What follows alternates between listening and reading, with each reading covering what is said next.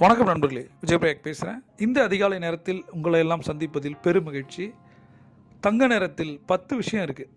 அதை தொடர்ந்து செஞ்சு வந்தால் நமக்கு வேணுங்கிற எல்லாம் கிடைக்கும். கடன் இருக்கா, கடன் அடையும். உங்களுடைய கனவுகள் எல்லாம் பூர்த்தியாகும். தங்க நேரம்னா எனக்கு என்னன்னு தெரியாது அப்படின்னு நினைக்கிறவங்க கீழே டிஸ்கிரிப்ஷனில் ஒரு லிங்க் இருக்குது, அதை கிளிக் பண்ணி பாருங்கள். அதை தொடர்ந்து 90 நாள் செஞ்சு பாருங்கள். நீங்கள் நினைத்ததெல்லாம் இந்த பிரபஞ்சம் கொடுக்கும்.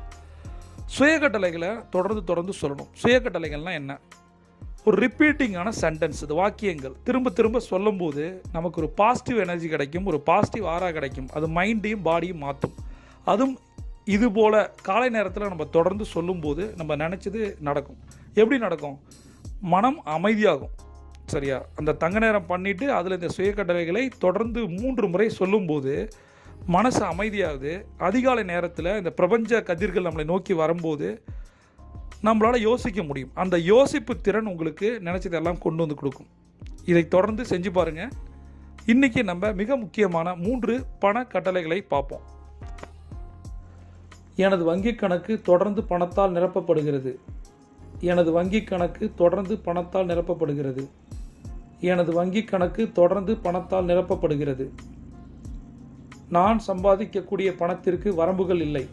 நான் சம்பாதிக்கக்கூடிய பணத்திற்கு வரம்புகள் இல்லை. நான் சம்பாதிக்கக்கூடிய பணத்திற்கு வரம்புகள் இல்லை.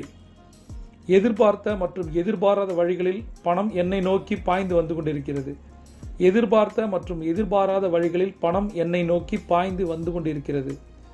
எதிர்பார்த்த மற்றும் எதிர்பாராத வழிகளில் பணம் என்னை நோக்கி பாய்ந்து வந்து கொண்டிருக்கிறது.